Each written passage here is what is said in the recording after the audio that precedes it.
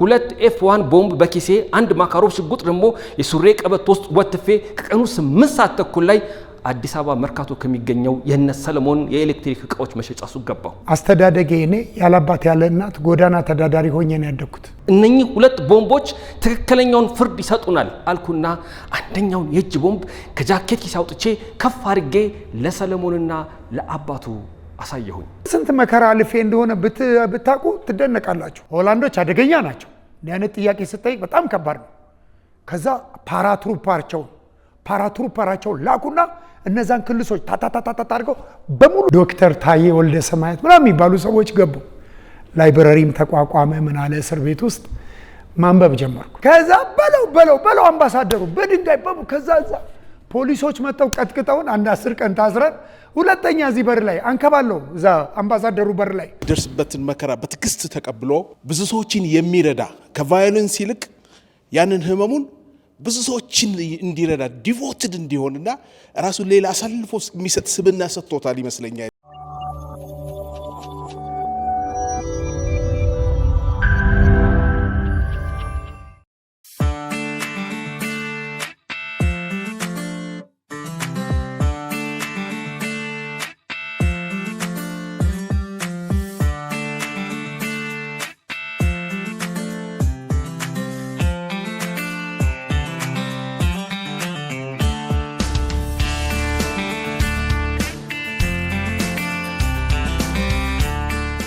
ከመጽሐፉ ቅድመ ታሪኩን አነብላችሁና ራሱ የታሪኩን ባለቤት ጋብዘዋለሁ። በሰላማዊ መንገድ ሊደረግ የሚገባውን ጥረት በሙሉ አሟጥጬ እንደጨረስኩ ተረዳው። ቀጣዩ እርምጃዬ ግልጽ ነበር። አመጽ። ሰው በሰብአዊነቱ እንዲሁም በስራውና በላቡ ማግኘት ያለበትን ማግኘት እንዳይችል ሲደረግ ኢፍትሃዊነት ሲነግስ ያመጻል። በመጀመሪያ ወደ አእምሮ የመጣው ሐሳብ በመሳሪያ አስፈራርቼ ገንዘቤን በመቀበል ውስጤ የገባውን ንዴት ማብረድ ነበር። ሰለሞንም ሆነ አቶ እንዳለ የሚነግዱበትን ገንዘብ በሱቃቸው ውስጥ የሚያስቀምጡበት በግምት 200 ኪሎ የሚመዝን ካዝና አለ። በዚህ ካዝና ውስጥ በየቀኑ የሚያገላብጡት ገንዘብ ቢያንስ 500,000 የኢትዮጵያ ብር እና ከ100,000 በላይ እንደሚኖር በሚገባ አውቃለሁ። ስለዚህ ሱቃቸው ድረስ ሄጄ የካዱኝን ገንዘቤን አስፈራርቼም ቢሆን ለመቀበል ወሰንኩ። ሳልውል ሳላድር ይህንን ውጥኔን ለማሳካት የሚረዳኝን መሳሪያ ለማግኘት ወደ ናዝሬት ሄድኩ። በማግስቱ ሐምሌ 4 ቀን 1988 ዓመተ ምህረት 2 F1 ቦምብ በኪሴ አንድ ማካሮቭ ሽጉጥ ደግሞ የሱሬ ቀበቶ ውስጥ ወጥፌ ከቀኑ 8 ሰዓት ተኩል ላይ አዲስ አበባ መርካቶ ከሚገኘው የነ ሰለሞን የኤሌክትሪክ እቃዎች መሸጫ ሱቅ ገባው። በሱቁ ውስጥ ጥቂት የሚስተናገዱ ገበያተኞች ነበሩ። ሰለሞንና አቶ እንዳላለሙም ሱቅ ውስጥ ነበሩ። የመግቢያው በር ላይ እንደቆምኩ ድምፄን ከፍ አድርጌ መናገር ጀመርኩ። ዛሬ የመጨረሻ ቀናችን ነች። ዛሬ እውነተኛ ቀናችን ነው። በተደጋጋሚ መጥቼ ገንዘቤን ጠይቄያችሁ ነበር። ትናንትና ስልክ ደውዬ ገንዘቤን ስጠይቅ ገንዘብህን በማይሆን የስልክ ንትርክ አትጨርስ ብለው ነበረ። አሁን ምክራችሁን ሰምቼ ባካል መጥቻለሁ። ዛሬ ገንዘቤን ማትሰጡኝ ከሆነ አንነታረክም። እነኚህ ሁለት ቦምቦች ትክክለኛውን ፍርድ ይሰጡናል አልኩና አንደኛውን የእጅ ቦምብ ከጃኬት ኪስ አውጥቼ ከፍ አድርጌ ለሰለሞንና ለአባቱ አሳየሁኝ። በሱቅ ውስጥ የነበረው ገበያተኛ ቀስ እያለ ሹልክ ብሎ ወጣ። እኛን በቦምብ ማስፈራራት አትችልም። ማንም አይፈራህም። ቢቀርብ ይሻላል። በኋላ እንዳይቆጭህ እኔን መግደል ትችላለህ። ገንዘብ የሚባል ነገር ግን አንሰጥህም። አንፈራህም፣ እንዳይቆጭህ አሉ የሰለሞን አባት። ንግግራቸው ስላናደደኝና ተስፋ ስላስቆረጠኝ ወደ ባንኮኒው በሁለት እርምጃ ጠጋ አልኩ። ወደ ቀኝና ግራ አይኖችን እያዟዟርኩኝ ሳይ ሰለሞን ከዓይኔ ተሰወረ። ባንኮኒ ውስጥ ፈርቶ እንደተደበቀ ገባኝ። የሚቆጨኝ በልጅነት ያገኘሁትን ገንዘብ መነጠቄ ነው። ገንዘቤን አጥቼ ተቸግሬ እናንተን መለመኔና መለማመጤ ነው የሚቆጨኝ።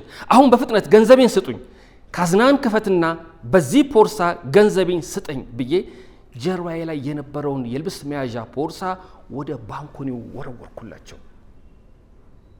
ወደ በሩ ተጠግቼ ገንዘቤን ቦርሳ ውስጥ ክተት፣ ገንዘቤን ቶሎ ስጠኝ ማለቴን ቀጠልኩ። የፈለግከውን ብትል 74 ሳንቲም አንሰጥህም አሉ የሰለሞን አባት አቶ እንዳለ ፈርጠም ብለው። አስፈራርቼ ገንዘቤን የመቀበል እቅዴና እምነቴ ባለመሳካቱ በአቶ እንዳለ የማይሆን ድርቅና ይበልጥ ንዴት ውስጥ ገባው። ከእንግዲህ ወደ ኋላ መመለስ የለብኝም። ያለኝ አማራጭ የቦምቡን ቀለበት መንቀልና በዚህ በተነቀለው ቦምብ ማስፈራራት ነው። መቼም እምቢ አንሰጥም ካሉ ቦምቡ ሳይፈነዳ ቀለበቱን ወደ ነበረበት መመለስ የተማርኩትና የሰለጠንኩበት በመሆኑ ራሴን ማረጋጋት ጀመርኩ።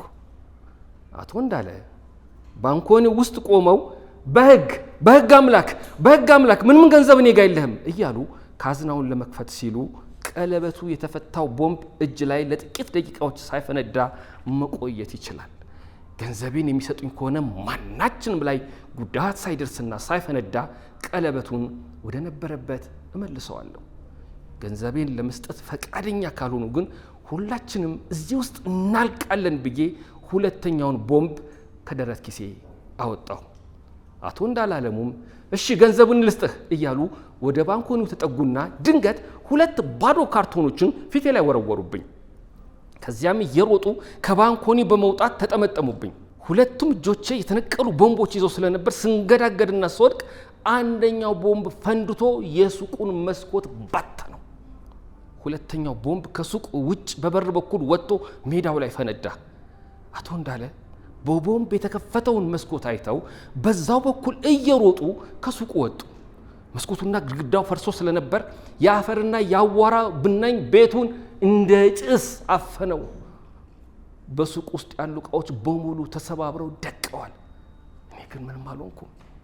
ወዲያውኑ 4 ፖሊሶች መጥተው መሬት ላይ ደፍተው 2 እጆቼን በካቴና ወደ ኋላ አስረው ቀና አድርገው አቆሙኝና ከሱቁ ወደ ውጭ ስንወጣ በውጭ በኩል ተዘርሮ የተኛ ሰው አየሁኝ። በአካባቢው የነበረው ሰው ይጫጫኋል። ፖሊስ እኔን እየገፋ ወደ ፖሊስ ጣቢያ ሲወስደኝ አንገቴን አዙሬ ወደ ኋላዬ ተመለከትኩ። በር ላይ አደጋ የደረሰበት የሰለሞን ወንድም ዮሴፍ እንዳለ መሆኑን ተረዳው። ዮሴፍን የአካባቢ ሰዎች ተረባርበው ሲያነሱት በጣም ደክሞ ነበር። ነጭ ሸሚዙ በደም ርሷል። ዮሴፍና እኔ በዚያች ቅጽበት ውስጥ አይን ለአይን ተያየን። ወዲያውኑ ሀፍረት ተሰማኝ። እኔ ምን አረኩኝ ያለኝ መሰለኝ። አንተ ጨካኝ ያለኝ መሰለኝ። ፊቴን ወደ ጣቢያው ዙሬ ስራመድ ዮሴፍ ብቻ ነበር በህሊናዬ የሚመላለስብኝ። እንዳይሞት ተመኘው። የራሴ ነፍስ የጠላችኝ መሰለኝ። አካሌ በድን ውሃ ሆነ። አመፀኛው ክልስ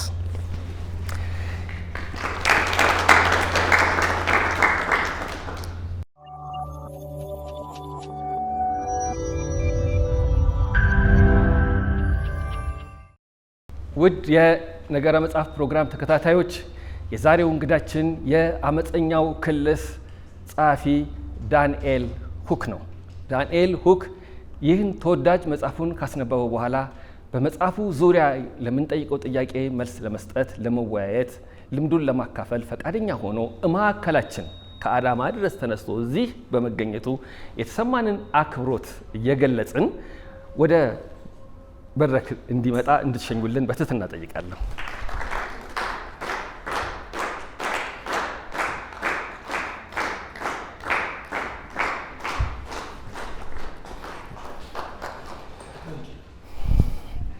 በነገራችን ላይ አመፀኛው ክልስ ዳንኤል ሁክ እውነተኛ ታሪክ ይኸው መጽሐፍ እኛ ልክ አንብበን እንደወደድነው በደች ቋንቋ ተተርጉሞም ገበያ ላይ ውሏል። በጣም አመሰግናለሁ። በመጀመሪያ ሁላችሁንም በትህትና እና በአክብሮት እዚህ በመገኘታችሁ ደስ ይለኛል። ግን እሱ ፕሬዘንት ያደረገኝ ያቀረበኝ ያለፍኩበት ህይወት ታሪክ የወንጀል ታሪክ ስለነበረ ያ ወንጀል የኔ ባይሆን የሌላ ሰው ቢሆን ደስ ይለኝ ነበር። ግን ያ ወንጀል ያጠፋሁት ጥፋት በደል በሰዎች ላይ ያደረስኩት በደል ይቅርታ እንዲያደርጉልኝ ዛሬም በእናንተ ፊት ጠይቃለሁ። በመጽሐፌ ሙሉ ለሙሉ ይቅርታ ጠይቄያለሁ እና ይቅርታ እንደጠየቅኩኝ በደል ላደረስኩባቸው ሰዎች ይቅርታ፣ ቤተሰቦች ይቅርታ እንዳቀረብኩ እንደዛ አድርጋችሁ ቁጠሩ። አመሰግናለሁ። ይህንን መጽሐፍ ልጽፍ ያነሳሳኝ፣ አመፀኛው ክልስን ልጽፍ ያነሳሳኝ ትልቁ ሚስጥር ምንድን ነው? እስር ቤት ውስጥ በነበርኩኝ ሰዓት ንጹህ ሕሊና መያዝ ፈልጌ ነበር። ንጹህ ሕሊና መያዝ የፈለኩበት ምክንያት ምንድን ነው? እሱ የሰው አካል ማጉደል፣ የሰው ሕይወት መንጠቅ፣ የሰውየውን የመኖር ነፃነት መውሰድ፣ የሰውን ሕይወት ሰው ላይ ጉዳት ማድረስ የኔ ተፈጥሮ ያልነበረም። በሆነ አጋጣሚ ግን ሆነ። ይሄ ከሆነ በኋላ ግን ማረሚያ ቤት ወይም እስር ቤት በነበርኩኝ ጊዜ ከእስር ቤት ውስጥ ምንም የተማርኩት ነገር የለም። ትምህርት ቤትም የለም፣ የስነ ልቦና ትምህርት የለም። አጥፊዎች የሚቀጡት ባጠፉት ጥፋት ወይ የሞት ፍርድ ወይ የእድሜ ልክ ፍርድ ወይ የ20 ዓመት ፍርድ ነው። እዛ ውስጥ ሳይካትሪስት የለም፣ ሳይኮሎጂስት የለም፣ ቄስ የለም፣ የሚያስተምረን ማንም ምንም የለም። ግን ሕሊናዬ ስለወቀሰኝ መጽሐፍ አለብኝ ብዬ መጽሐፍ ጻፍኩ። ግን ይህንን መጽሐፍ ልጽፍ ያነሳሳኝ ምንድን ነው? አስተዳደጌ እኔ ያላባት ያለ እናት ጎዳና ተዳዳሪ ሆኜ ነው ያደግኩት እና ውንድድ ቻይልድ ነኝ። ውንድድ ቻይልድ ማለት ምንድን ነው? በአባቱ የተከዳ በእናቱ የተከዳ አበንዳንድ ቻይልድ የተጣለ ሰው ነኝ እና የ5 ዓመት ልጅ ሆኜ ነው የጎዳና ህይወትን ፕራክቲስ ማድረግ የጀመርኩት። ከዛ 7፣ 8፣ 9፣ 10 በቃ እስከ 10 ረጅም ዓመት ማለት ይቻላል ጎዳና ተዳዳሪ ነበርኩ እና ያ የጎዳና ተዳዳሪነት ህይወቴ ቫዮለንስ ካራክተር ወይም ማመጽ ወይም ጤነኛ ያልሆነ የተቃወሰ ጭንቅላት እብድ ነበርኩኝ ማለት ነው። ያበደ ጭንቅላት ነበረኝ። ስለዚህ ሰዎች ህይወት ላይ ጉዳት ለማድረስ፣ የሰዎችን ንብረት ለማጥፋት፣ የሰዎችን ህይወት ለማጥፋት፣ የሰዎችን አካል ላይ በጩቤ የመውጋት የመደባደብ ችግር መስሎ አይታየኝም። ሰዎችን ማጥቃት፣ ሰዎችን መበደል። ምክንያቱም ያደግኩት ያላባት ያለ እናት ነው ያደግኩት። ጎዳና ተዳዳሪ ሆኜ ነው ያደግኩት እና አስተዳደጌ ምን አደረገኝ? ቫዮለንስ ካራክተር እንዲኖረኝ፣ ባህሪዬ ቁጡ፣ ተናዳጅ፣ ኢሚዲየት ሪታሊየት፣ ወዲያውኑ የመበቀል ኢሚዲየት ሪታሊየት፣ ቶሎ የመበቀል ብቀላ። አንድ ነገር ሰው ሲያስከፋኝ ማዳመጥ አልችልም፣ መስማት አልችልም። ጎዳና ተዳዳሪ እብድ ዱርዬ ነበርኩኝ። በኋላ እስር ቤት ውስጥ ግን ውስጤ ብልጭታ አንሰራው በሰው ህይወት ላይ ጉዳት እንዳደረስኩ ስለገባኝ ፍርድ ቤት ሲሄድ ዳኛው ሲጠይቀኝ ጥፋቱን አጥፍታል አላጠፋም ሲለኝ አጥፍቻለሁ አልኩኝ። የአእምሮ በሽተኛ መሰልኩት። ዳኛው ወደ አማኑኤል ሆስፒታል ላኩት አለ። ወንጀሉን ሰርቻለሁ ጥፋት አጥፍቻለሁ ስላልኩኝ 2 ወር አማኑኤል ሆስፒታል ምርመራ ከተደረገልኝ በኋላ ጤነኛ ነው፣ በትክክል ማሰብ ይችላል ብሎ አማኑኤል ሆስፒታል ለፍርድ ቤቱ ወረቀት ላከለት። እኔም የሞት ፍርደኛ ሆንኩኝ።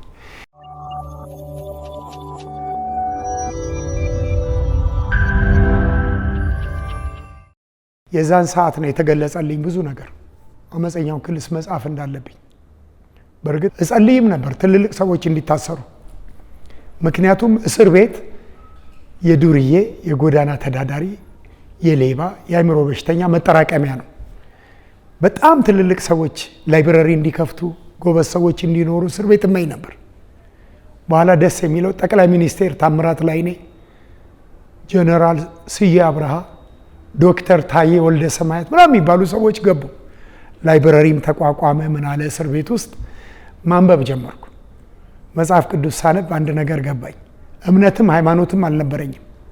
አባቴ ቤተ ክርስቲያን አልወሰደኝም፣ እናቴ ቤተ ክርስቲያን አልወሰደችኝም። መንፈሳዊ ህይወት አላቅም። ፍቅር፣ ርህራሄ፣ ጓደኝነት፣ ልስልስነት፣ ኮሚኒኬሽን፣ ፍሌክሲቢሊቲ እነዚህ ነገሮች አላቃቸውም ነበር። በኋላ ማንበብ ሲጀምር የውስጥ መረዳቴ ከፍ አለ። ብዙ ነገር ነው የነገርከን። አንደኛ ራሱ መጽሐፉን ለምን ልጽፍ እንደቻልከው ራሱ ይናገራል። ሁለት እዛ ሆነህ ደግሞ የተለወጥክበት የታጠፍክበት መንገድ እንድናውቀው ሆኗል።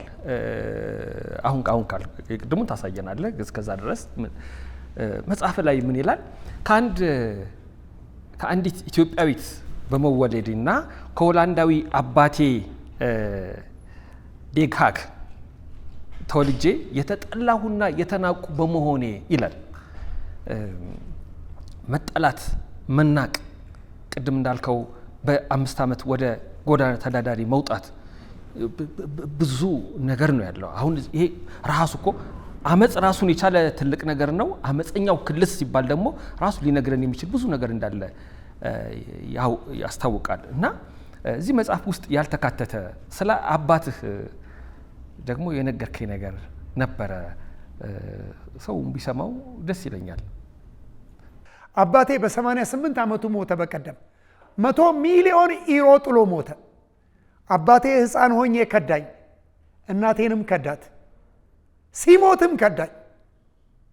በቀደም ሞተ አባታችን ጁፕ ዊሊያም ሁክ ሞተ ብለውኝ ከሆላንድ ሀገር ዋትስአፕ ላይ ቪዲዮ አድርገው ማነጋገር ጀመሩ። እኔ ሄሎ ዳንኤል አሉ። ያ ሃው አር ዩ ዱይንግ? አም ዱይንግ ዌል አም ኦኬ አም ፋይን። ሁ አር ዩ? ዩር ብራዘር ሚካኤል። ወንድምህ ሚካኤል ነኝ። አሌክሳንደር ነኝ። ጄራርድ ነኝ። እህት ዶሪን ነን። አባታችን ሞተ አሉኝ። ዋው! በወቅቱ ትንሽ የገንዘብ ችግር ነበረብኝ። ናዝሬት ነው የምኖረው። ትንሽ ስራ አጥቼ ነበር። ኢምፖርት ኤክስፖርት የሚያደርጉ ሰዎች አማካሪ ነኝ። ባይዘዌይ በአሁን ሰዓት የምሰራው ስራ ኢምፖርት ኤክስፖርት፣ ጥራጥሬ፣ ሶያ ቢንስ፣ ቺክን ቢንስ፣ ሰሊጥ ምናምን የሚያደርጉ ሰዎች አማካሪ ጭምር ነኝ። ቢሮ እሰራለሁኝ፣ ፋሲሊቴት አደርጋለሁ፣ መዝገቦች አዘገጃጃለሁ፣ ብሔራዊ ባንክ ምናምን እንደዚህ ያደርጋለሁኝ። እና የሚገርማችሁ ነገር አባታችን ሞተ ብለው ሲሉኝ አባቴ ሞተ? አዎ። ዋው! ሆላንድ የሄድኩ ጊዜ አይቼዋለሁ። በጣም ሀብታም ነው፣ ሚሊዮነር ነው። በዶላር ሚሊዮነር ነው፣ በኢትዮጵያ ብር አይደለም፣ በኢሮ። ከዛ እኔ ገንዘብ ትንሽ ቸግሮኝ ስለነበረ ትንሽ ቢረዱኝ ብዬ በቃ ውርስ ጥሎልኛል። አሁን ረጅም ታሪክ አጠር አድርጌ ልነግራቸው። ትንሽ ገንዘብ ትንሽ የቤት ኪራይም ትንሽ እንደዚህ ገንዘብ ጥሎልኝ ሞተ ምናምን አልኳቸው። ዊ ዊል ቴል ዩ ቱሞሮ አሉኝ፣ ነገ እንነግርሃለን አሉኝ። ከዛ በነጋታው የኑዛዜ ደብተሩን አወጡና ያለኝን ብርና መኖሪያ ቤት፣ ሽቶ፣ ኢሰንሻል ኦይል ሽቶ ነው የሚሰራው አባቴ። አበቦችን 40 ሺህ ኩንታል 50 ሺህ ኩንታል አበቦችን ይጨፈልቅና 1 ሊትር ኢሰንሻል ኦይል ያወጣል። 1 ሊትር ኢሰንሻል ኦይል አንድ ማንኪያ 200 ሊትር አንድ በርሜል አልኮል 200 ሊትር በርሜል አንድ በርሜል አልኮል 200 ሊትር ያደርግና አንዳንድ ማንኪያ ከዛ ከኢሰንሻል ኦይሉ ላይ ጠብ ያደርግና በብልቃጥ $10,000 $5,000 ይሸጣል። እና አንድ ኢሰንሻል ኦይል 1 ሊትሩ $20 ሚሊዮን $10 ሚሊዮን ሊሸጥ ይችላል። 40 ሺህ ኩንታል አበባ 40 ሺህ ኩንታል የብርቱካን ልጣጭ ሊሆን ይችላል ምናምን። ከዛ ውስጥ ጨምቆ የሚያወጣ ስማርት የሆነ አባት ነው ያለኝ። እና ሲሞት ብር ጥሎ ሞቶ የኔ ስም አለ ስላቸው፣ አይ ኑዛዜው ለሚካኤል ሁክ፣ ለአሌክሳንደር ሁክ፣ ለጄራርድ ሁክ፣ ለዶሪን ሁክ፣ ዳንኤል ሁክ የለም ስላቸው የለህም አሉኝ። በቃ ሽት ምናምን ብዬ ዘጋኝ። ሁለተኛ ደውሉልኝ አልኩኝ እና ውርስ ተከልክያለሁኝ። ሆላንድ ኤምባሲ ሄጄ አምባሳደሩን ሰር ዩር ኤክሰለንሲ ማይ አምባሳደር አይ ጀስት ዋንት ቱ ጌት ሄሪቴድ ፍሮም ማይ ፋዘር ፓስድ አዌይ ላስት ይር ሶ ኢዝ ዜር ኤኒ ፖሲቢሊቲ ቱ ካም ቱ ሆላንድ መግባት እችላለሁኝ ወይ? አባቴ $100 ሚሊዮን ጥሎ ሞቷል፣ ውርስ ምናምን ፈልጌያለሁ ስለው አምባሳደሩ ሳቅ አለና ለነጮቹ እንደሚያደላ አውቃለሁ።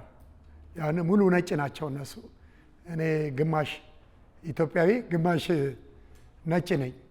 እንደገና ህጋዊ አይደለሁም። 20 ዓመት እንዳትገባ ተከልክለሃል አለኝ ሆላንድ ሀገር። what did you say your excellency ያልኩት አምባሳደር ምን እያልከኝ ነው ስለው ሆላንድ ሀገር 20 ዓመት እንዳትገባ ተከልክለሃል አለኝ። አትገባም ውርስም አታገኝም አለኝ አምባሳደሩ እዚህ። ዋው ለነጮቹ እንዳደላላቸው ገባኝና በቃ እንጀራዬን በሌላ አቅጣጫ ዶላሬን እየፈለኩኝ ነው። አባቴ ሲሞት ካደኝ ሲወልደኝም ካደኝ። እንግዲህ እስካሁን ድረስ እንኳን 2-3 ጊዜ ይቅርታ እየጠየክ ነው እና ፍርድን ጨርሰህ ነው የወጣኸው። ጸጸትንም ተናግረሃል፣ ለምን ሊሆን እንደቻለም ነግረሃል። ብዙ የተለመደ አይደለም በነገራችን ላይ እንደዚህ አይነት ሰው ነበርኩ ተብሎ በራስ ጉድለት በራስ በህይወት ባጋጠመ ክፍተት ሌሎች እንዲማሩ ማድረግ የተለመደ አይደለም። በጣም ጀግንነት ነው እንዲህ ነበርኩ ብሎ መናገር መቻል ራሱ። ምን ብለኝ ነበረ አንዳንዴ ግን ያ ህይወቱ የጠፋውን ሰው የሚመስል በአዲስ አበባ ጎዳና ወይ በሆነ ሳይ 2-3 ቀን ስቅስቅ ብዬ አለቅሳለሁ፣ ይሰማኛል፣ እረበሻለሁ ያልከው ነገር አለ። የሚሰማ የጥፋተኝነት ስሜት፣ እንደዚህ አይነት ስሜት በሚሰማ ጊዜ እንዴት ነው ወደ የምትመጣው? የጸጸት ስሜት ወይም ደግሞ የሟቹ ልጁ ላይ ተከትሎኝ ይሄዳል እና እንዴት ነው የሚሻለኝ የሚለውን ራሴን የማከም ምክንያቱም ማንም ሰው እዚህ ውስጥ ያለው ሰው ይሁን ሜንታል ኢልነስ የአእምሮ ህመም አለብኝ ብሎ የሚል እዚህ ውስጥ ማንም ሰው የለም። እርግጠኛ ነኝ። እኔ የአእምሮ ህመም እንዳለብኝ ያወቅኩት ወንጀል ከመስራቴ በፊት ነው። ጎዳና ተዳዳሪ ሆኜ ስደበደብ፣ ስቀጠቀጥ፣ ግልስ፣ ዲቃላ፣ የሸርሙጣ ልጅ ስባል ነው የኖርኩት። ያ ማንነት ግን አልተቀበልኩትም። በአመፀኛውም ክልስ የጻፍኩት አልቀበለውም። የውጭ ሰዎች የሰጡኝ ነገር የሰደቡኝ ያ ነገር አልቀበለውም። ግን ቁስሉ ሁልጊዜ ያለ አብሮ ይሄዳል። እንደገና ደግሞ አልቀበልም ብለህ ሰዎች አንተ ሰው ላይ ደግሞ አደጋ ስታደርስ ያ ልጅ እየተከተለኝ ይሄዳል። አሁን በሱ ህይወት ተጠያቂ ነኝ እና እንዴት ነው የሚሽረው? እንዴት ነው ከዚህ ኃጢአት ምድነው ብዬ ሳስብ ብዙ ጊዜ ቅዱስ ገብርኤል ሄጄ ጸልያለሁኝ። ገዳማት ብዙ ገዳማት ዞሬ ሄጄ ጸልያለሁኝ። እንደገና ደግሞ ሜዲቴሽን አረጋለሁ። ለመርሳት እሞክራለሁ ያጠፋሁትን ጥፋት። ከዛ ሩጫ ሮጣለሁኝ 5000 10000 ብቻ ከአይምሮ ጸጸቴ የትም ላመልጥ ስለማልችል ብዙ አይነቶች ነገሮችን ፕራክቲስ አረጋለሁ፣ እለማመዳለሁ፣ እጸልያለሁ፣ ይቅር በለኝ እላለሁ። ንጹህ ህሊና ለማግኘት ብዙ ጊዜ ስንለማመድ በውሸት የሚመሰክር ሰው አለ፣ ያልተረዳውን ሰው ላይ የሚለጥፍ አለ፣ ዝም ብሎ ሰነፍ የሆነ ሰው አለ። ብዙዎቻችን አንድም ቀን የህሊና ቁስል አለን ብለን ወይም ደግሞ ሜንታል ኢልነስ ወይም ደግሞ ሜንታል ኢሹዋችንን ጠይቀን አናውቅም። እኔ ብዙ ጊዜ ሜንታል ኢሹዌን አስተሳሰቤን ስጠይቅ 90% አይደለም 100% አይምሮዬ ትክክል አይደለም፣ ጭንቅላቴ ትክክል አይደለም። ይሄ ፕሮግራም ያደረገው ጭንቅላቴ ፕሮግራም ያደረገው ከየት መጣ ስል ከአካባቢ የመጣ ነው። ተወልጄ የተወለድኩት ወንጂ ነው፣ ያደግኩት ናዝሬት ነው። ልክ እንደኔ ደግሞ ከመቶ የማያንሱ የሆላንድ ክልሶች አሉ። ሆላንዶች ስኳር ፋብሪካ ሊገነቡ ኢትዮጵያ ውስጥ በ1955 መጡ። ወንጂ፣ ሸዋ፣ መተሃራ፣ ፊንጫ 4 ቦታ ስኳር ፋብሪካ ተከሉ። ሆላንዶች ናቸው አምጥተው የተከሉት። የዛኔ ነው የተወለድኩት እኔ። ሆላንዶቹን መንግስቱ ኃይለማርያም ንብረታቸውን ስኳር ፋብሪካውን ፔፕሲ ካምፓኒ ምናምን ወሰደና ኢምፔሪያሊስት ናቸው ብሎ አባረራቸው። አባቴም የዛኔ ተባረረ። እኔንና እኔን መሰሉ ከሆላንድ የተወለዱ በእናታቸው ኢትዮጵያዊ የሆኑ አብዛኛዎቹ የዛን ጊዜ በጽዳትም በስራም የኛ እናቶች እዛ ገብተዋል። ነቃ ያሉ ፈረንጆቹ ጋር ተቀላጥፈዋል። 6 ዓመት እንደገነቡ ፈረንጆቹ መንግስቱ ኃይለማርያም ፋብሪካውን ነጥቆ ሲያባረራቸው ፈረንጆቹ ሲሸሹ እኛ ቀረን ከእናቶቻችን ጋር። አባቶቻችን ሲሸሹ ክልሶቹ ቀረን። እናቴ ደግሞ ይዛኝ ናዝሬት ስትመጣ ባል አገባች። የእንጀራ አባቴ ሲቀጠቅጠኝ 5 ዓመት ልጅ 6 ወደ ጎዳና ወጣው። ከዛ ዛሬ ድረስ አልተመለስኩኝ። 58 ዓመቴ ነው እድሜ። ተበታትነን እነሱ ለማስታወስ አትሊስት እኔ በህይወት ኖሬ አመፀኛው ክልስ ጻፍኩኝ። ሆላንድ ሀገር ዘ ፎርጎትን ኔዘርላንደርስ የተረሳው ሆላንዳዊ ዳንኤል ሁክ ሆላንድ ሀገር ሄጄ ጮኩላቸው። ንቃተ ህሊናህን ነው የሚያዩት። ይሄ ንቁ ነው፣ ትንሽ ፓምፕ ባረግበት ብረዳው ስፒድ አፕ አረገዋለሁ ምናምን ነው የሚሉት እንጂ ገና እዚህ በቃ አማርኛም ሳትችል ኦሮምኛም ሳትችል ንግግርም ሳትችል ኮሚኒኬሽንም ሳትችል ፓራላይዝድ የሆንክ ከሆንክ አይፈልጉም ፈረንጆቹ። ከኔ ወንድም ነው የተወለደው ምናምን የሚል አይወዱም፣ አይፈልጉም። እኔ የሚገርማችሁ ነገር ዛሬ እናንተ ጋር ቁጭ ያልኩት ስንትና ስንት መከራ አልፌ እንደሆነ ብታውቁ ትደነቃላችሁ። እስር ቤት ውስጥ ሆኜ እንግሊዘኛም ብዙም አይደለም፣ እንደ ድንገት ከእስር ቤት ብወጣ የት ነው የምወድቀው? ወንጀለኛ ነኝ። ማን ነው የሚቀጥረኝ? ስራ ምን ስራ ነው የሚጀምረው ብዬ አስብና ጨነቅ ነበር እስር ቤት ሆኜ። በኋላ አንድ ናይጄሪያዊ ታሰረ። ሳየው ነጠላ ይለብሳል። ምን ሆኖ ናይጄሪያዊ ነጠላ የሚለብሰው ብዬ ሄሎ ሰር ሃው አር ዩ where are you from? I came from Nigeria. Oh, you are working here in Ethiopia? አልኩት። Yes, I'm working in the parliament አለኝ። Wow, great to meet you brother አልኩት። ወንድሜ ስለተዋወቅኩ ደስ ይለኛል። ፓርላሜንት ውስጥ ነው የምሰራው አለኝ። እነ ጠቅላይ ሚኒስቴር መለስ ዜናዊ ጋር። ምንድን ነው የምሰራው ስለው ካናዳ ህፃን ልጅ ሆኜ ኦርፋን አባት እናት የለውም ብለው አሳደጉኝ። የተማርኩት ህግ ነው። ምክር ቤት ውስጥ ከጀርባ አማካሪ ነኝ፣ ድጋፍ ሰጪ ነኝ። የደም ካንሰር ያዘኝና ወደ ኢትዮጵያ ጸበል አለ ትድናለ ብለው መጣው። እዚህ ስመጣ ወጨጌው ሰሙ። እሳቸው አብይ እንትና ጋር ጠቅላይ ሚኒስቴር መለስ ዜናዊ ጋር አቀረቡኝ። ስነ ጽሁፍ ነው የተማርኩት። እግዚአብሔርም ሲፈጥረኝ ለስነ ጽሁፍ ነው እና ስነ ጽሁፍ ነው የተማርኩት አለ። እንግዲህ አሁን ለእናንተ የምነግራችሁ ሎንግ ስቶሪ ሜክ ኢት ሾርት ነው ባጠር አድርጌ። ከዛ መጽሐፍ እየጻፍኩኝ ነበር። ሰር አም ቬሪ ሃፒ ቱ ሚት ዩ ብራዘር ካን አይ ቴል ዩ ማይ ሂስቶሪ፣ የእኔን ታሪክ ልንገርህ አልኩት። አባቴ ሆላንዳዊ እንደመጣ 3000 ሆላንዶች እንደመጡ ስኳር ፋብሪካ እንደከፈቱ፣ ከዛ በኋላ መንግስቱ ኃይለማርያም እንዳባረራቸው፣ እኔ ተወልጄ እንደካደኝ፣ አሁን ደግሞ ወንጀል ሰርቼ ሞት እንደተፈረደብኝ፣ ከዛ ሆላንድ ሀገር ሆላንድ ወንድም እንዳገኘው ምናምን ነገርኩት። 2 ቀን ፈጀብኝ የኔን ታሪክ ስነግረው። የእሱን ታሪክ በ2 ሰዓት ነው ነግሮኝ የጨረሰው። የኔን ታሪክ 2 ቀን ከነገርኩት በኋላ ቼስ ስንጫወት እስር ቤት ውስጥ ዋው ታሪክ በጣም ደስ የሚል ነው፣ ለዓለም አቀፍ ቢዝነስ ለዓለም አቀፍ መጽሔት ቢወጣ ስማርት ነው እና ወንድም ከሆላንድ መጥቶ ወንድም አገኘው ሆላንድ ሀገር፣ አባቴ ክዶኛል እንደዚህና ወንድሜ መጥቶ ዲኤንኤ ተመርምረን አልኩት። እስቲ እንጻፈው አለኝ። መጽሐፍ ጽፌያለሁ ስለው 27 ገጽ ጻፈ። ከዛ ሊፈታ ስሙን አልጠራውም እዚህ ጋር በህይወት ስላለ ናይጄሪያው አሁን ምክር ቤት ሊያገለግል ይችላል። በቃ ዝም ብለን ስቲፈን እንበለው። ስቲፈን ተፈቺ ተባለና ከ20 ቀን በኋላ ተፈታ።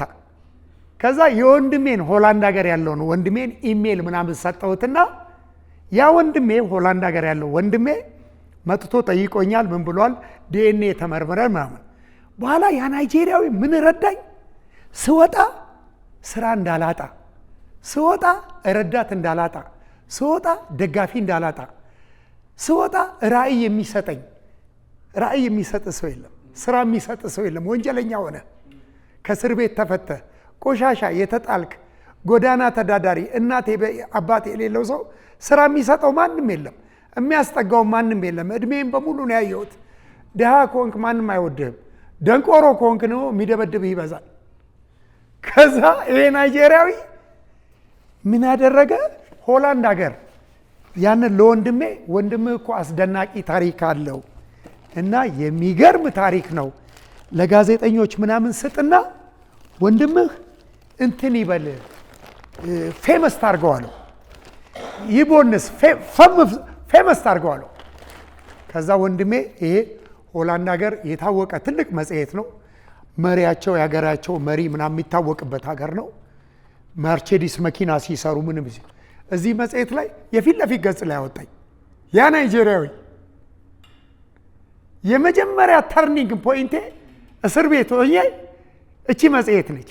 ይሄ ወንድሜ ነው ነጩ ሆላንዳዊ ወንድሜ። እዚህ ጋር ምን ይላል? ብለድ ብራዘር ይላል።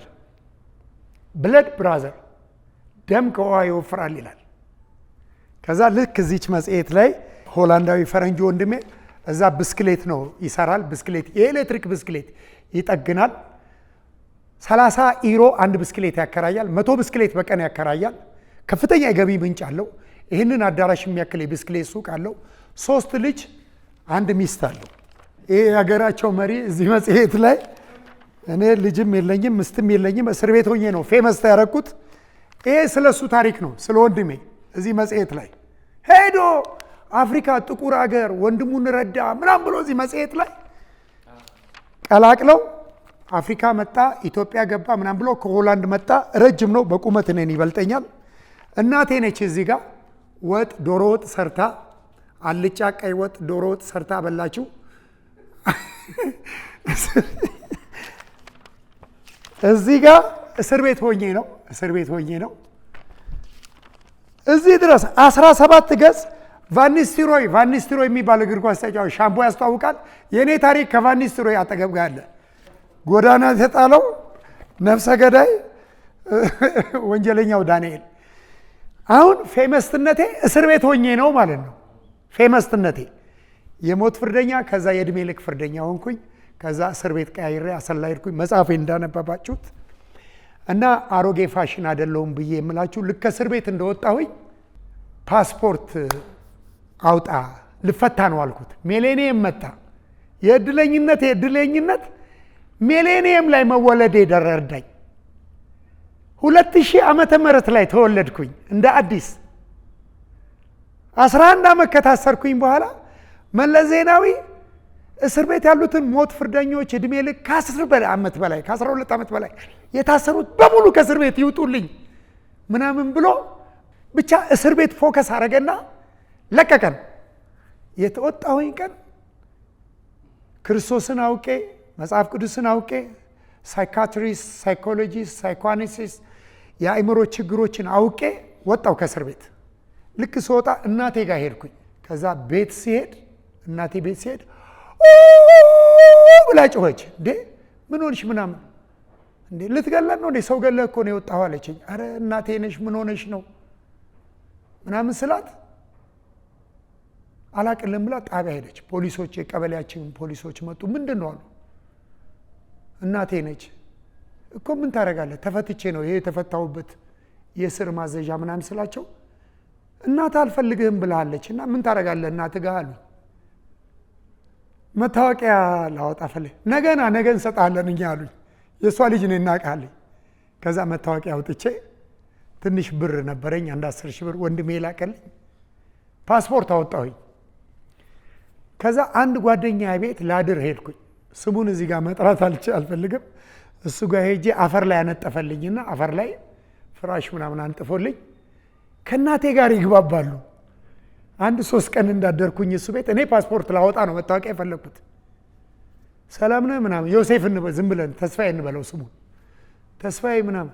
እናቴ ተስፋዬ ዳንኤል አንተ ጋር ነው እንዴት ትለዋለች። አዎ አርዶ እንዳይጠፋ አለችው። 4ኛ ቀን ከቤት ይወጣልኝ። የት ነው እየዋልክ የምትመጣው አለኝ። ወዲያው ፓስፖርቴን አወጣሁኝ። እናቴን እህቴን ይህን ተስፋዬን ኤርፖርት ድረስ ይዣቸው ሄድኩኝ። ቪዛ ተሰጠኝ። ሆላንድ ሄድኩኝ። እዚህ ወንድሜ ቤት ህመሜን፣ ጥላቻ፣ ሰዎች ያደረሱብኝን ጥላቻ በሙሉ 3 ወር እሱ ጋር አራገፍኩኝ። ሆላንድ ሄጄ ይሄ ፌመስ ያደረኩት እስር ቤት ነው። እዛ ሄጄ 1-3 ወር አስጠለለኝ። ውርስ የሰጡኝ የለም፣ ተቋቋምበት ብለው የሰጡኝ ገንዘብ የለም። ማንም ምንም ነገር አልሰጠኝም። በኋላ ስመጣ ደግሞ ይህን አመፀኛውን ክልስ ኤዲት ሳደርግ ሳስተካክል በየሰዎች ቤት በር ላይ እየለመንኩኝ ፕሊስ መጽሐፍ ጽፍ ያለው ምን አባክ ታሪክ አለ እያሉ እየሰደቡኝ የተወሰኑ ሰዎች ገንዘብ ረዱኝ።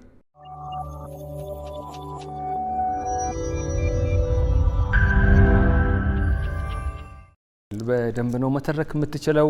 መጽሐፍ ውስጥ ያለው ብቻ አይደለም፣ ይሄን አሳጥረህ ነው የጻፍከው። ብዙ ታሪክ እንዳለ አውቃለሁ። በጣም ስሜት ከሰጡኝ ታሪኮች መካከል አንደኛው ልክ ያንተን ሳነብ እንዳልኩት የአመጽ ታሪክ ብቻ አይደለም፣ የፍትህ ጥያቄ፣ ራስን የመፈለግ የመንቃት መጽሐፍ ነው። ብዙ ነገር አለው መጽሐፉ ላይ። አንድ ቦታ ምናልክ ከጣሊያን የተወለዱ በእናታቸው ጣሊያን ወይ በአባታቸው ጣሊያናዊ የሆኑ እዚህ ሀገር በኢትዮ ኤርትራ ጦርነት ጊዜ የሚረዱበት መንገድ ሁሉ ተፈጥሮ ነበረ። እዚህ አዲስ አበባ የምናውቀው ጁቬንቱስ ክለብም የተቋቋመው በዛ መሰረት ነው። አንተ ግን ከሆላንዳውያን የተወለዱ ኢትዮጵያውያን ከየገጠሩም ከየከተማውም እያፈላለግ ወደ ሆላንድ ኤምባሲ ሄደህ ያሰማኸው ጩኸት ብንሰማው በጣም አስፈላጊ ነው። ኦንላይን 10 ዩሮ ትገዛዋለህ። ሲኒማ ቤት ስትገባ $20 ከፍለ ገብተህ ታየዋለህ። ሆላንድ ውስጥ እንደ ፋሽን አንድ ወቅት ብዙ ኢትዮጵያኖች ከሆላንድ አሜሪካን ፊልሜ በጣም ፌመስ ነው። አም ዘ ሜን ካራክተር አክተሩ እኔ ነኝ። እናቴ ፊልም ውስጥ አለች። ዘ ባስታርድ ፊልሙን ገብታችሁ እዩት። አመፀኛውን ክልስ ካነበባችሁ በኋላ ይሄ አመፀኛው ክልስ ጎዳና ተዳዳሪው ፔንፉል የሆነው ዳንኤል ዓለም ላይ ግን ምን ሆንክ ታዲያ ፋይናሊ ስትሉኝ ፊልሜንም ተከድቻለሁ። ኦነስትሊ ነው ምነግራችሁ፣ የእውነት ነው ምነግራችሁ። ክህደት በጣም መጥፎ ነው። ከሃዲ ሁሌ ይክድሃል። የሚጠላ ሰው ሁሌ ይጠላሃል። ኢትዮጵያ ውስጥ አይታችኋል። አንድ የሚጠላ ሰው ሁሌ ነው የሚጠላ። የሚከዳ ሰው ሁሌ ይከዳሃል። ያንተን ጀግንነት፣ ያንተን ይህን መጽሐፍ፣ ያንተን ውጣ ውረድ፣ ያንተን ቁስል ሁሌ ይከዳሃል። ከሃዲ ሁሌ ይከዳሃል፣ ያሳምምሃል። ክህደት 3 ጊዜ ዶሮ ሳይጮህ ይላል። ክህደት ከድሮ አለ አሁን አለ። አባቴ ስለከዳኝ ምንም አልሰማኝም። ቅዱስ ገብርኤል ሄጄ 3 ቀን ጸለይኩኝ። ቴንክ ዩ ጋድ እኔ ከእስር ቤት ተፈትቻለሁኝ። ክህደት ዘላለም አለ ብዬ ፌመስ መሆን ትርጉም የለው። ያው የአእምሮ ችግር እንዳለብኝ ያወቅኩኝ ሜንታል ሂሊንግ አእምሮዬን የማክምበት ነገር እየሰራው አንድ ቀን ባነንኩኝና ለኢትዮጵያ ወንድሞቼ ሌላ መጽሐፍ ባዘጋጅስ ብዬ ጋሻው ፈወርቅ በቀለ ረድተውኛል፣ አቶ ሰለሞን ረድተውኛል። ወደ ቤት መመለስ ብለውታል። መጽሐፍ አዘጋጅቻለሁ። ይሄ ኃይለኛ ኤክስፒሪየንስ ያለኝ ሰው ነኝ ልላችሁ ነው። በድጋሚ አመሰግናችኋለሁ። ይህም አሁን የነገርክን በጣም ወሳኝ ታሪክ ነው። አሁን ፍትህ መጠየቅ ትልቅነት ነው። ይሄ ነገር ጎሎብናል ብሎ አንተ በአባትህ ተክደሃል፣ ተትተሃል። ያንተን ጥያቄ ብቻ አይደለም ይዘህ ወደ ሆላንድ ኤምባሲ የሄድከው 6-7 ሆናችሁ ሄዳችሁና ውጡ እስክትባሉ ድረስ በፖሊስ ባንተ አንደበት እንደሰማው ብዬ ነው። ይሄ ከልጅነቴ ነው። ያው ከጎዳና ተዳዳሪነት ያመለጥኩት መቼ መሰላችሁ? ጅብ ሊበላኝ ብዬ ዛፍ ላይ አደርኩኝ። ወደ ድሬዳዋ ጭሮ ገለምሶ በባቡር እንከራተት ነበር። ኮንትሮባንድ ነገር ነግድ ነበር። ትንሽ ብር አገኘሁኝና መተሃራ፣ ሞጆ፣ አርሲ ነገሌ፣ አዋሳ፣ ወንጂ፣ ሸዋ ያሉትን አንድ 10 ክልሶች ብር ስላለኝ በደርግ ጊዜ ነው አሰባስቢያቸው ሆላንድ ኤምባሲ ገባል። እንደ ዛሬ የኤሌክትሪክ አጥር፣ የዘበኛ ብዛት፣ የጥበቃ ብዛት የለም። የዛኔ ቀላል ክልሶቹን ይዤ ገብቼ አባታችንን ሆላንዳዊ ነን ምናምን ብለን ሆላንድ ኤምባሲ አምባሳደር ጆንቦስ ይባላል። ዛሬ የጆንቦስ ልጅ የአምባሳደሩ ልጅ የሆላንድ ሀገር ምክትል ጠቅላይ ሚኒስቴር ነው። መጽሐፌ ላይ እዚህ ሆላንድኛው ላይ ከትቼ 20 ዓመት ያሳገደኝም እሱ ሳይሆን አይቀርም። ምክትል ጠቅላይ ሚኒስቴር ነው የሆላንድ። አባቱ ጋር ተደባድብ ያለው እዚህ የዛሬ 40 ምናምን ዓመት አባቱ ጋር ተደባድብ ያለው እና ፈረንጁ ሲመጣ በለው ተባባለን። የናዝሬ ልጅ የወንጂ ልጅ ምናምን ነው፣ ጠቅላላ እንትን ነው፣ ገገማ ነገር አይደለም። ከዛ በለው አምባሳደሩ በድንጋይ ከዛ ፖሊሶች መጥተው ቀጥቅጠውን አንድ 10 ቀን ታስረን፣ ሁለተኛ እዚህ በር ላይ አንከባለው እዛ አምባሳደሩ በር ላይ ሁለተኛ ምድረ ክልስ ዲቃላ ምናምን እዚህ ብደርስ ብለው ቀጥቅጠው ጀርባችንን ሄድን። አንድ ቀን ደግሞ ሰብስቤያቸው መጣው ክልሶቹን በለው ተቀጥቅጠን በፖሊስ ኤምባሲ በር ላይ የሚደርስ ሰው በቃ ክልስ እንዳይደርስ። ለምን እንደሆነ ግን ታውቃላችሁ? እናንተ ልትስቁ ትችላላችሁ። እናንተ በጣም ልትስቁ ትችላላችሁ። የአባታችን ማጣት ብቻ አይደለም። ሆላንድ ኤምባሲ የሚቀጠቅጡ ሆላንዶች ሱሪናም የሚባል ሀገርና ኢንዶኔዥያ ጃካርታ ሱማትራ ምግባቸውን እርሻ ለመፈለግ ሆላንዶች ወደዛ ሄደው ነበር። ምን ያመርታሉ? እዛ ቅመማ ቅመም፣ ሻይ ቅጠል፣ ካዛቫ ምናምን ያመርታሉ። እዛ ብዙ ሆላንዶች ገብተው እንደ ቀኝ ገዛትም ገዝተው ሱሪናም እዛ ያሉትን ጃካርታ ገዝተዋቸው ከአንዳንድ ሴቶች ጋር በፍቅር ብዙ ክልስ ወልደዋል። ከዛ በጦርነት ተሸንፈው ሆላንዶች ወደ ሆላንድ ሲገቡ እዛ ያሉ ክልሶች በዘዴ ሆላንድ ገቡ። ለአባትና ለእናቶቻችን ሆላንዶች ወንዶች ተጫውተውባቸዋል። የወለዷቸው ልጆች አሉ። እንደ ሆላንድ ተቆጥረን ገንዘብ ይሰጠን፣ የትምህርት እድል ይሰጠን፣ እንክብካቤ ይደረግልን እንደ ደች ብለው ጥያቄ ያቀረቡ ክልሶቹ። የት አትለይም? ሆላንድ ውስጥ። በኋላ የሚሰማቸው አጡ። ልክ እንደ ኢትዮጵያ ዝም ብሎ 50-30 ክልስ አይደለም ያለው፣ ማዕት ነው፣ በሺ የሚቆጠር ነው። ከዛ መሳሪያ የያዙና እንደ አይሲስ ምናምን ባቡር አፈኑ። ባቡሩ ሲሄድ ቤተ ክርስቲያን ገብተው ቤተ ክርስቲያንን አፈኑ። ሆስፒታል ሄዶ ሆስፒታል አፈኑ። ትምህርት ቤት ሄደው ትምህርት ቤት አገቱ። ምርጥ የሆኑ ናቸው። በቃ እኔን በለው በጠቅላላ ደናቱን ለመብቱ ጥያቄ የሚጠይቅ ነው። መሳሪያ ባቡሩን አፍነው ለእናትና ለአባቶቻችን እዛ ላሉት ዜግነት ይሰጥ እንክብካቤ ይሰጥ ምናምን አሉ። ንግስቲቷ ነበረች፣ ቢያትሪክስ ትባላለች። ንግስት ቢያትሪክስ፣ የሆላንዷ ንግስት ቢያትሪክስ ትባላለች። ኢትዮጵያም ስኳር ፋብሪካው ሲከፈት ከኃይለ ሥላሴ ጋር እሷ ነች ዲል ያደረገችው እና ፋብሪካው እዚህ የመጣው። ንግስቲቷ ጨነቃት። ስጭን አሁኑኑ ፈርሚልን ምናምን ብለው አስገደዱ። ወደ 50-60 ሆነው እንደ አይሲስ ምናምን አልሺባብ ምናምን አሊታድ አልኢስላሚያ። ከዛ ወጥረው እንገላለን አሉ። አሁን ከሆስፒታል እያወጡ አንዳንድ መግደል ጀመሩ። ከባቡር እያወጡ አንዳንድ ከትምህርት ቤት። ሆላንዶች አደገኛ ናቸው። እንዲህ አይነት ጥያቄ ስጠይቅ በጣም ከባድ ነው። ከዛ ፓራትሩፐራቸውን ላኩና እነዛን ክልሶች ታታታታ አድርገው በሙሉ 60ውንም ገደሏቸው። አሁን ከስንት ዓመት በኋላ ከ30 ዓመት በኋላ የሆላንድ መንግስት ይቅርታ ጠይቆ ያ ጥያቄ በዛ ሰዓት የዛሬ 40 ዓመት ትክክል ነው ብሎ እዛ ያልኳችሁ ሀገር ኢንዶኔዥያ ክልሶቹ ዜግነት ማግኘት አለባቸው፣ ሆላንዳዊ ናቸው፣ ዜጋ ናቸው ብሎ ቅድሚያ ተሰጣቸው። እዚህ ኢትዮጵያ ውስጥ ያሉት ግን መንግስቱ ኃይለማርያም ወስዶ አስመራ ወታደር ሆኖ ሞቱ። ግማሹ እግሩ ተቆርጦ 1 2 3 ልጆች አሉ፣ ሚረዳቸው የለም። እኔም ደግሞ በዚህ ምናምን ክልሶችን አስተዋወቅኩኝ። መጥተው ሳያዩዋቸው እንትን እንደኔ ትንሽ እንኳን አያረጉ ተቀጥለዋቸው ሄዱ። እና እሱ ዶክተር እንዳለው ለመብትህ እንዴት ምናምን ብሎ ወኔ ይዞ መጠየቅ አሪፍ ነገር ነው። እና ጣሊያኖች ታዲያ እንዴት ነው ብሎ ያለኝ፣ ጣሊያኖች በህጋዊ ነው የገቡት። ኢትዮጵያ ውስጥ ሲመጡ ኢትዮጵያን ለመውረር ነው የመጡት። መንግስት አዋጅ አድርጎ ሁለተኛው የዓለም ጦርነት ሆኖ ነው የመጡት ጣሊያኖች። ሲወጡም በቃ ሶሬንደር አረጉ፣ ተሸነፉ፣ ወጡ።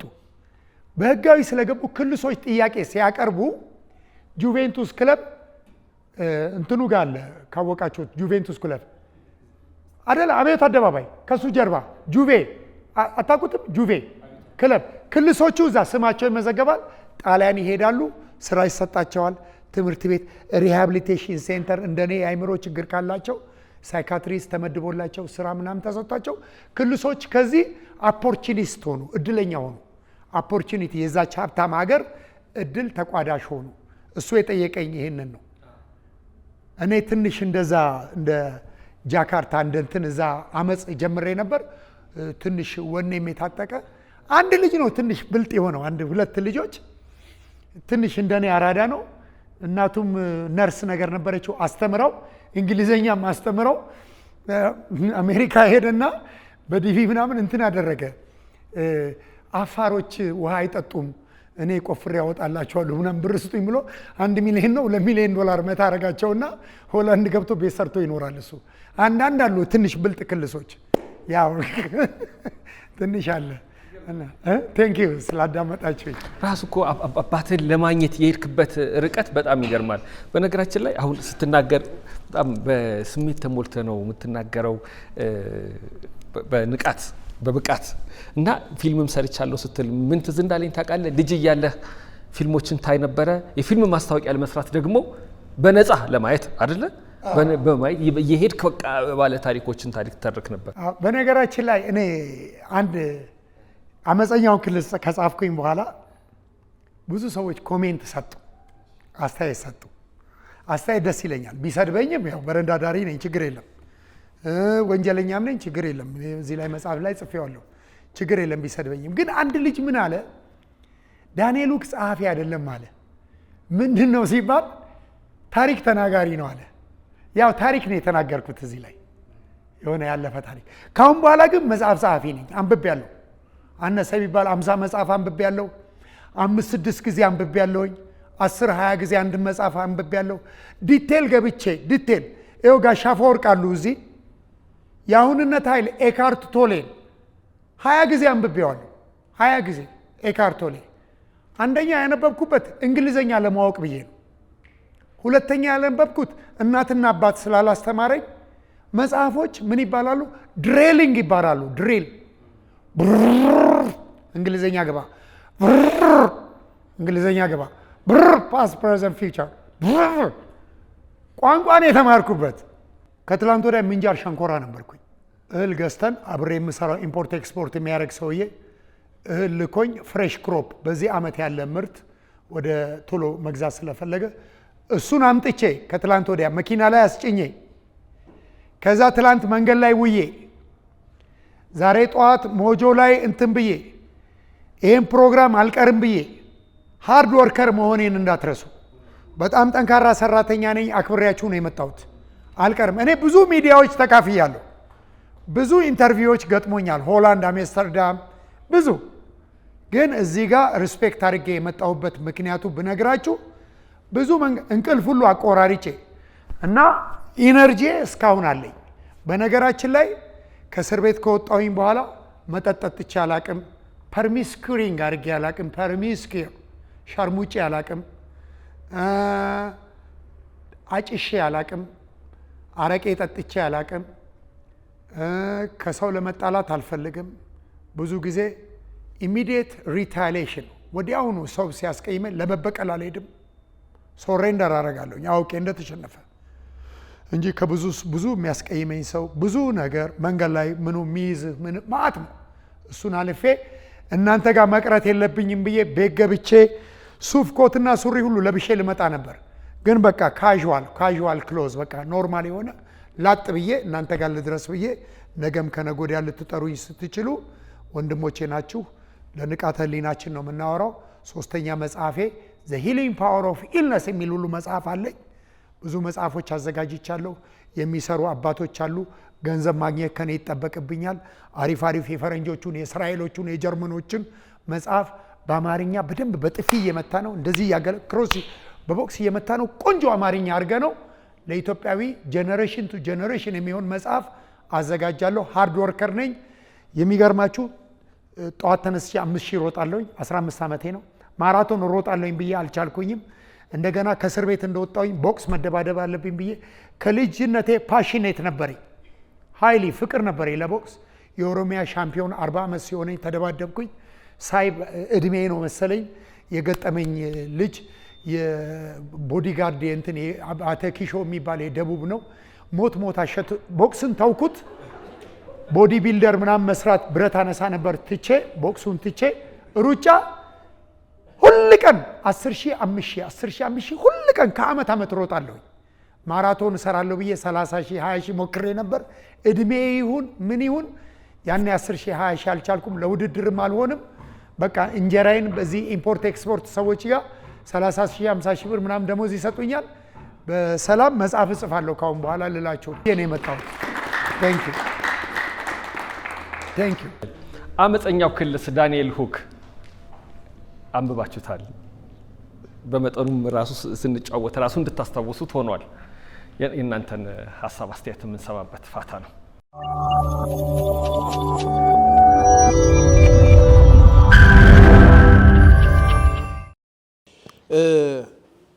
መጽሐፉን አንድ ወዳጄ ነው ገዝቶ የሰጠኝ እና መጀመሪያ ቀን ሳነበው ያለማጋነን ሳላቋርጥ ነው ያነበብኩትና ሊነጋ አካባቢ ነው የጨረስኩትና በጣም ተከስኩ። የተጓዝክበትን ነገር አስቤ ማለት ነው እምለውም ጠፍቶኝ ነበር። በኋላ እንደገና ዶክተር እንዳለጌታ ሰሞን ሲያስተዋውቅ አነሳሁትና እንደገና አሁንም ሳላቋርጥ አነበብኩት። አሁን ከሰጠኸው መግለጫ ጋር ከምን ልጠይቃቸው ብዙ የምጠይቃቸው ጥያቄዎች መልሰሃቸዋል። አንድ ሰው ብቻ ከእንትኖች ውስጥ ያ ተሊላ የሚባለው እርሻ ገበሬ ሆኖ ልብህን የሰበረው የደረሰበትን ፈተና ወደ አመጽ ሳይወስደው መገለሉንም በጸጋ ተቀብሎት በመቤቴ በድንግል ማርያም ብሎ የሚደርስበትን መከራ በትዕግስት ተቀብሎ ብዙ ሰዎችን የሚረዳ ከቫዮለንስ ይልቅ ያንን ህመሙን ብዙ ሰዎችን እንዲረዳ ዲቮትድ እንዲሆንና ራሱን ሌላ አሳልፎ የሚሰጥ ስብዕና ሰጥቶታል ይመስለኛል። ያ መከራው በጣም አንተ ማዝናል። እኔ በጣም ከተከስኩት ከነዛ ሰዎች መካከል እሱ ነው። አሁን እንደው እንዴት ሁኔታ ላይ እንዳለ እንደው ሌተስት ኢንፎርሜሽን ካለ ብዬ ነው። አመሰግናለሁ። እንግዲህ አንዳንዴ ይሄ ወንድሜ ጥያቄ ሲጠይቅ እንዴት እንደሰማችሁት የሱን ጥያቄ አልገባኝምና የሱን ጥያቄ እኔ ላሳምረውና ልንገራችሁ። ኦቢዲየንስ ቻይልድ የሚባላል። ኦቢዲየንስ ቻይልድ ብዙዎቻችን ኢትዮጵያ ውስጥ ኦቢዲየንስ ቻይልድ ነን። በሁለተኛው መጽሐፌ ላይ አሁን በሚመጣው መጽሐፌ ላይ ኦቢዲየንስ ቻይልድ ምን ያህል እንደሚጠቃ ወይም ታዛዥ ሰሚሲቭ የሆነ ታዛዥ የሆነ ሰው ሁልጊዜ ተጎጂ ነው። አሁን የጠቀሰውን የሆላንድ ክልስ እዛ ሳገኘው ቄሱ እየጎተተ ሲወስደው የሾክ አጥር ሲያጥር ለቤተ ክርስቲያን ኦቢዲየንስ ነው፣ እሺ ነው የሚለው። እምቢ ማለት ኢነርጂ ውስጡ የለው። አየ ኦቢዲየንስ ቻይልድ መጀመሪያ ከልጅነቱ የጥያቄ ምልክት ውስጡ የለው፣ ኢነርጂው የለው፣ ሲዱ የለው፣ ሲድ የለው እና ሂዝ ኦቢዲየንስ ቻይልድ። በሁለተኛው መጽሐፌ ለብዙ ኢትዮጵያኖች እምቢ ነገሮችን በተለያየ መልክ እንድናይ የመጠየቅ የመመርመር የመፈተሽ ኢስ ናቹራል ጊፍት ክሬቲቪቲ ኢስ ዩር ናቹራል ጊፍት። ለኢለን ማስክ የሰጠው የለም። ክሬቲቪቲ ለእኔም ለአንተም ተሰጥቶናል። ኢኖቬቲቭ ኤክስፕሎሪንግ ፍተሻ ምርመራ ክሬቲቪቲ ለሁሉም ኢትዮጵያዊ ለሁሉም ለአዳምና ሔዋን ልጆች ተሰጥቷል። የሚገርም እዚህ ምድር ላይ ያለው ማሽነሪዎች በሙሉ የሰራው የሰው ልጅ ጭንቅላት ነው። ስለዚህ you are human being. So whenever you are obedience you lost. obedience child ሁልጊዜ እሺ ባይ ሁልጊዜ እሺ ባይ ሰው ሁሌ ተጎጂ ነው። የሚገርማችሁ ነገር አንድ ነገር ልንገራችሁ። በገጠሩ ክፍል አንዳንድ አባትና እናት ምን ያደርጋሉ? 5-6 ልጆች ይወልዱና በየትኛውም ገጠር ክልል ነው የምነግራችሁ፣ ኦሮሚያ በሉት፣ አማራ ክልል በሉት፣ ጎንደር ጎጃም በሉት፣ ትግራይ በሉት፣ 5 ልጅ አንድ እናት ትወልድና አንድ ቤተሰብ 4 ልጆች እምቢ ብሎ ሲወጡ አንድ ልጅ ያስቀራሉ እያባበሉት እነሱን እሺ እንዲላቸው። በሬውም ሲያርስ ይሄ በሬ ያንተ ነው፣ እቺ መሬት እዛ ጋር ይሰጣል እያሉ እሺ እንዲል ያደርጉታል። ከዛ እዛው መሬት ላይ ይቀራል። ይሄ ምን ይሆናል? ሞቲቬትድ የሆነውን ሲዱን ይገሉታል። ኦቢዲየንስ ቻይልድ ብለናል። አሁን እሱ ሊጠይቅ የፈለገው አሁን ፈረንጆቹ ምን አይወዱም? እዛ ሆላንድ ሄጄ ያየሁት እምቢ ስትል የራስን እንድትፈልግ ያደርጋሉ። ግለኝነት እኔ ሆላንድ ያየሁት በሙሉ እምቢ ነው የሚሉት። ተምረዋል፣ ምን ብለዋል፣ የራሳቸው ስራ አላቸው ምናምን። ኢትዮጵያ ውስጥ ግን 90% ያየሁትን ነገር አልነግርም። አዲስ አበባ ማረሚያ ቤት እስር ቤት ውስጥ ሆኜ 3-4 ጊዜ ረብሻና አመፅ አስነስቻለሁ። 3-4 ጊዜ እስረኛውን በሙሉ ሳየው ኢትዮጵያዊ ነው። እኔም ኢትዮጵያ ነው ተወልጄ ያደግኩት፣ ግን በሙሉ ኦቢዲየንስ ነው። ቀይ መስቀል የሚሰጠው ድንች በወር የሚታረድለት በሬ አለ እስር ቤት ውስጥ። ቀይ መስቀል እርዳታ የሚሰጠው በሬው ጠፋ። አንድ ጊዜ በ15 ቀን በሬ እንበላ ነበር ስጋ። እንዴ በሬው ጠፋ ምናምን ብዬ አንድ 40 ልጆች አሳመስኩ። 4000 እስረኛ ጋር ደረሰና የራብ አድማ እናደርጋለን። ተገርፈን በሬው ተመለሰ። አሁን እኔ ደግሞ ወጥ ያው እንግዲህ ዱርዬ ነኝ ብያቸዋለሁ። ወጥ ምናምን ሲመጣ ዘይቱን እቆጥራለሁ። ዘይቱ የጠፋ ምናምን ላለሁ፣ አራት ዘይት ነው ምናምን ላለሁ። አሁን አብዛኛው ኦቢዲየንስ ስለሆነ እሺ ባይ ስለሆነ ዘይት ይኑሮ ወጥ ውስጥ ስጋ ይጥፋ።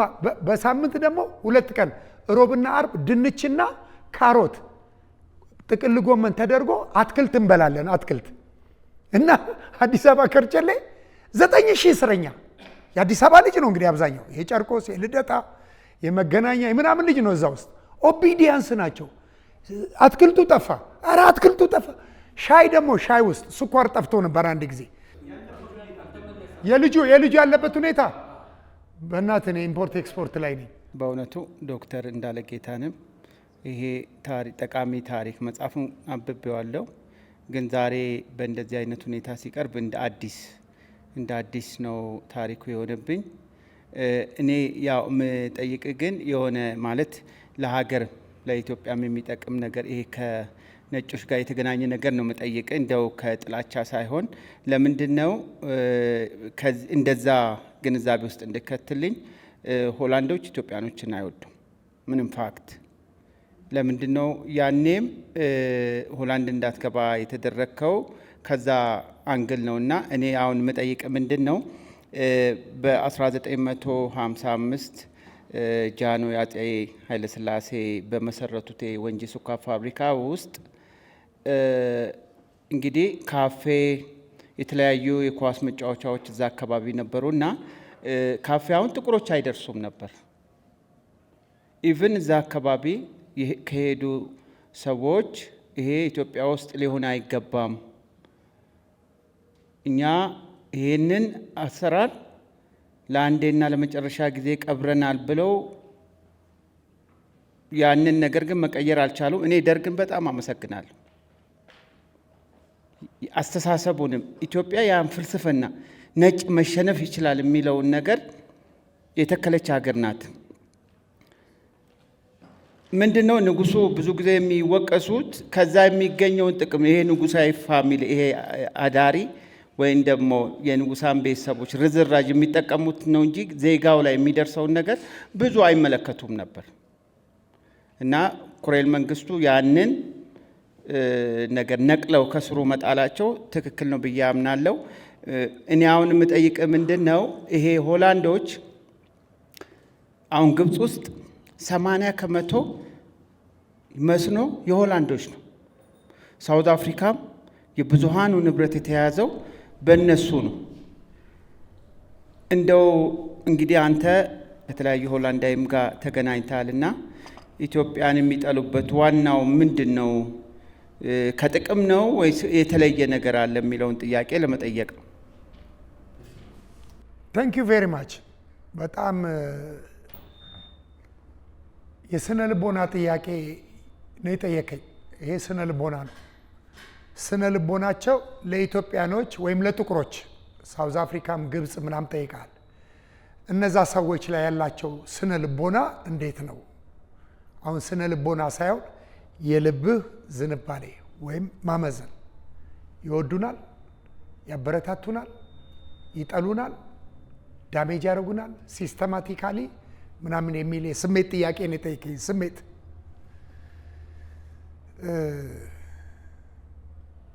ብዙ ጸሐፊያን አላቸው እነሱ። ጸሐፊዎቻቸው ሌዚ የሆነን ሰው ጥላ። ሰነፍ ሰው ያስጠላል፣ አትስነፍ፣ ሰነፍ ሰው እከካም ችጋራም ነው ብሎ የጻፈ ጸሐፊ አላቸው። ስንፍናን በጣም የሚጠላ ጸሐፊ በብዛት አላቸው። ፈላስፋም አላቸው ሆላንዶቹ። አሁን አንተ እዚህ መጥተህ ሰንፈህ ለምን ጠሉኝ በስንፍናዬ? አዋሽ ውሃ አጠገብህ እያለ ምን እያለ የመንግስቱ ኃይለማርያም ደግሞ ለውጦች የሰው ልጅ ለውጦች ቀስ እያሉ መጥተዋል። ኃይለሥላሴ ጊዜ የነበረ ለውጥ፣ ሚኒሊክ ጊዜ የነበረ ለውጥ፣ መንግስቱ ላይ የነበረ ለውጥ፣ ህወሓት ላይ የነበረ ለውጥ፣ አሁን ለውጦች አሉ። የሰው ልጅ አንድ ቦታ ቆሞ አይቀርም በስነ ልቦና።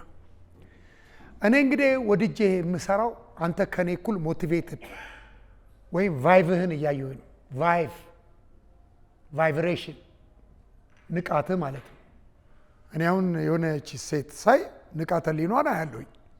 ከኔ ጋር እኩል ካልሄደ ምንም ልረዳት አልችልም። የሰራችው ስራ የለም በንቃተ ህሊና ላይ። እኛ ኢትዮጵያኖች ወይም ጥቁሮቹ ንቃተ ህሊናቸው ላይ ምን ሰርተዋል? አካባቢያቸው ላይ ነቅተዋል ወይ? እኔ የነቃሁበት ቦታ ነግሬ ያለው እስር ቤት ስገባ ነቃው አልኩ፣ ኩርባ ሆነኝ። መጽሐፍ ጻፍኩኝ፣ ነቃሁኝ። አባት እናት አላስተማረኝም። ምን እንዳልኩ ሰምታል የነቃሁት? ኦነስትሊ ነው ምነግርህ። ገጠርም ሄጄ ምን ሄጄ መጽሐፍ ይዤ ነው የምሄደው። ለንቃተ ህሊናዬ ሜዲቴሽን እሰራለሁ፣ ስፖርት እሰራለሁ፣ ምን እላለሁ። ይሄ ንቃተ ህሊናዬ ህይወቴ ነው። አንተም በፍቅርና በርህራሄ ማየት እችላለሁ። ግን ሌዚ የሆንክበትን ነገር ላግዝ አልችልም። ሞቲቬሽን ከስር የሚመጣው በዘሩ ይሁን ጥቁሩ፣ ግብፁም በል ሳውዝ አፍሪካዊም በል ኢትዮጵያዊም በል ምን አይነት ሰዎች ነን? ሌዚ ነን? አክቲቭ ነን? ስማርት ነን? አንድ ነገር ልንገርህ። በጣም አንተ ደስ የሚል ጥያቄ ጠየቀኝ። የኔ አባት ዶክተር አክሊሉ ለማን ፈርሞ ቪዛ ሰጥቶት ይዞት እንደሄደ ታውቃለህ? የኔ አባት ነው ዶክተር አክሊሉ ለማን ይዞት ሄደው። በዛን ጊዜ ከነበሩ ዶክተሮች ዶክተር አክሊሉ ለማ ቀልጣፋ ነው፣ የኔ አባት ጋር ይቀርባል፣ እዚህ ጋር ይቀርባል፣ እዛ ጋር ይቀርባል። ሲያይ ዶክተር አክሊሉ ለማ ንቁ ነው። እዛ አካባቢ ያሉ የኦሮሞ ልጆች በሳሙና ምናምን ሲያጡ አንዳንድ ነገር አየ። የዛን ልጅ ወሰደ። ዶክተር አክሊሉ ለማ የኔ ነው አለ። ምን ይበል ይመራመር፣ ዶክተር ነው፣ ፕሮፌሽናል ነው። ወንደርፉል አሉት። ብራዚል፣ አርጀንቲና፣ ግብፅ ሲሄዱ ብላርዚያ ካለ እናከምበታለን ብሎ ዜግነት ሰጥተውት ትልቅ ደረጃ ንቁ ስለሆነ ሄደ። ስለዚህ ቢ አዌር ኤንድ ኮንሽስ። አዌርነስ ኤንድ ኮንሽስነስ ኢዝ ዘ ሞስት ኢምፖርታንት ቲንግ። There are a lot of half-castes here living here in Ethiopia. Nobody is writing a book. እኔ አንድ ነገር ልንገርህ፣ ንቁ ስለሆንኩኝ ዛሬ እዚህ ስመጣ አንድ ጓደኛ ስልጤ ጓደኛ ነኝ፣ ሂድ የዛሬ 15 ዓመት የለፋበት ቦታ በክብር ትጠራለህ፣ ሂድ እዛ ትከበራለህ አለኝ። ሃሌሉያ። ቶፊቅ ይባላል። ሂድ 20 ዓመት የደከምክበት ነው። ሰዎች ጆሮ ይሰጧል፣ ያዳምጠዋል። እዚህኛ እንዳዳምጥህም ንቃተ ህሊናህን እዛ ታሳያለህ አለኝ። I really am conscious and aware። አሁን ነቅቻለሁ፣ አውቄያለሁ። ብዙ መጽሐፍ እየጎረጎርኩኝ ለኢትዮጵያ ወንድሞቼ ያቀብላለሁ። ስለዚህ thank you